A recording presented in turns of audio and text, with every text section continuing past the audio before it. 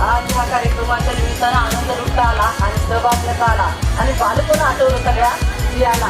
बालपणी जे आपण शाळेमध्ये खेळलो ते त्यानंतर आता पहिल्यांदाच खेळायला मिळालं असं मला वाटतं. तेरी कोशिशें ही कामयाब होगी जब तेरी ये जिद आग होगी फूंक देगी ना उम्मीदियां ना